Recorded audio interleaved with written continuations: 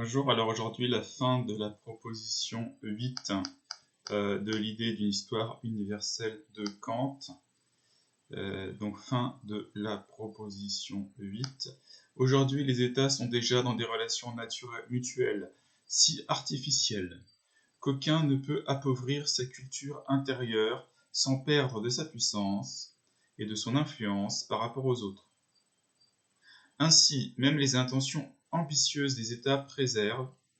sinon le progrès, du moins le maintien de ce but de la nature.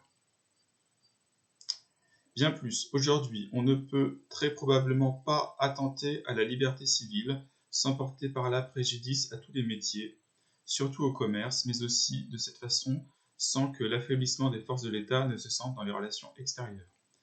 Donc ce qu'on était en train de faire, c'était rechercher les indices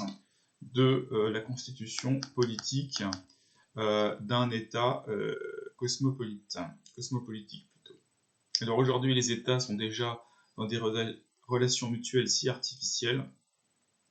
qu'aucun ne peut appauvrir sa culture intérieure, c'est-à-dire appauvrir la formation des citoyens et le développement des facultés des citoyens, sans perdre de sa puissance et de son influence par rapport aux autres. Donc même dans une problématique de puissance pure et d'intérêt pur, l'État ne peut pas aller volontairement contre le développement des facultés et des talents des citoyens. Ainsi, même les intentions ambitieuses des États préservent, sinon le progrès, au moins le maintien de ce but de la nature, qui est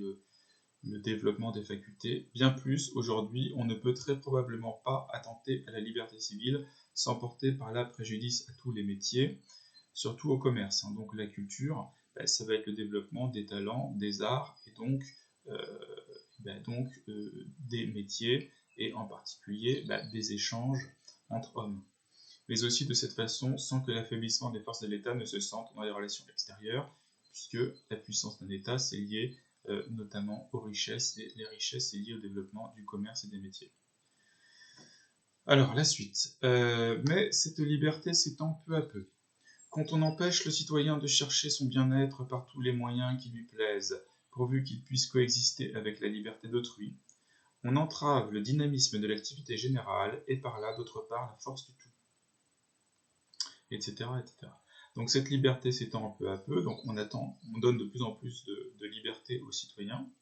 puisque quand on empêche le citoyen de chercher son bien-être par tous les moyens,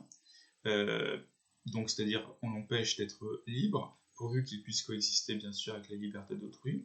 on entrave le dynamisme de l'activité générale, donc le dynamisme des métiers et du commerce, donc la production de richesses, et par là donc on entrave la force du tout, c'est-à-dire qu'on entrave la puissance de l'État et de la nation. Et donc, conséquence, les gouvernants ont bien compris cela, c'est pourquoi on supprime de plus en plus les limites mises aux faits et gestes des personnes, afin donc de permettre le développement des libertés,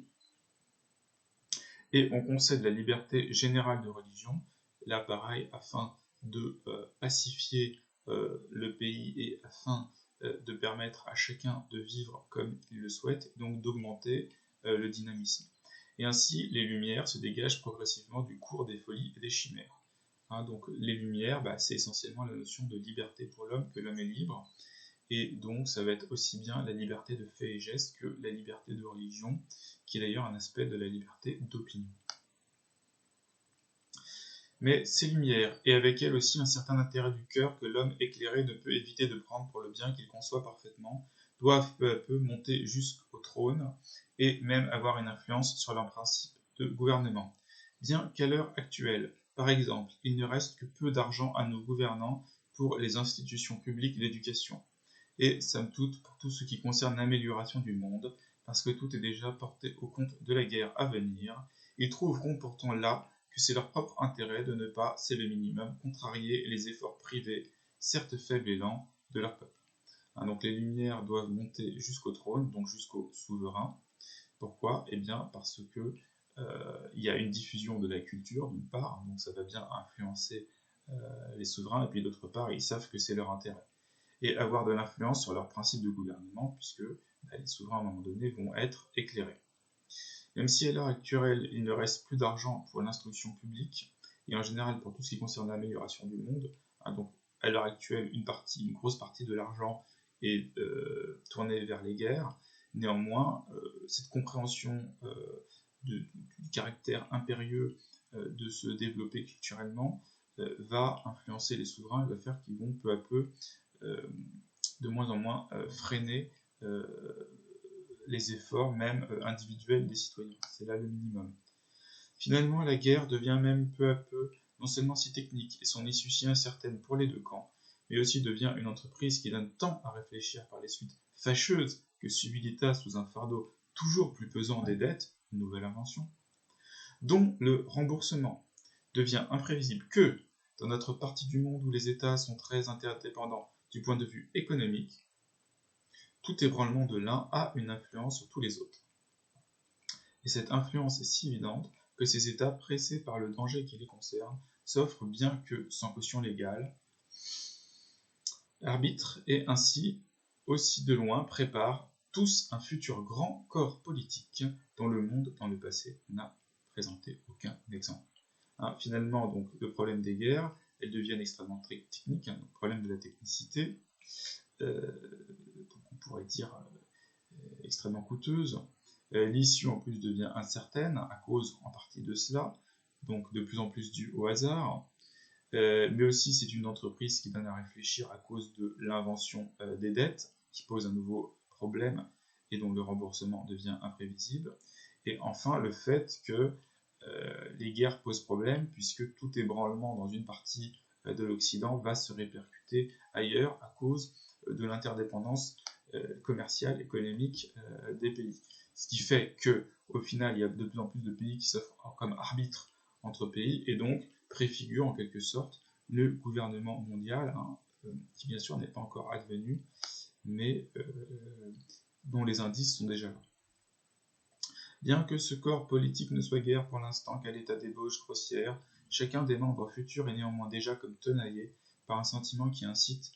à considérer comme important le maintien de l'ensemble. Et ceci donne l'espoir que, après maintes révolutions, s'établisse enfin ce que la nature a comme intention suprême, un état cosmopolitique universel au sein duquel toutes les dispositions originaires de l'espèce humaine seront développées. Donc bien que ce corps politique, bien que cet état mondial ne soit qu'à l'état d'ébauche grossière, donc simplement en Europe et simplement sous la forme de traités et d'arbitres,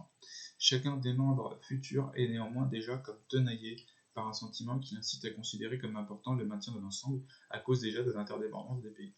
Et ceci donne l'espoir qu'après maintes révolutions, c'est-à-dire qu'après maintes transformations de ce qu'on peut conjecturer pour le futur, s'établisse enfin ce que la nature a comme intention suprême, donc le plan caché de la nature, la création d'un État cosmopolitique universel, d'une République fédérale mondiale, au sein duquel toutes les dispositions originaires de l'espèce humaine, comme la raison, la liberté, la moralité, puissent être pleinement développées, c'est-à-dire que l'État fédéral républicain mondial permettra le plein développement de la culture, et c'est là l'intention de la nature. Voilà.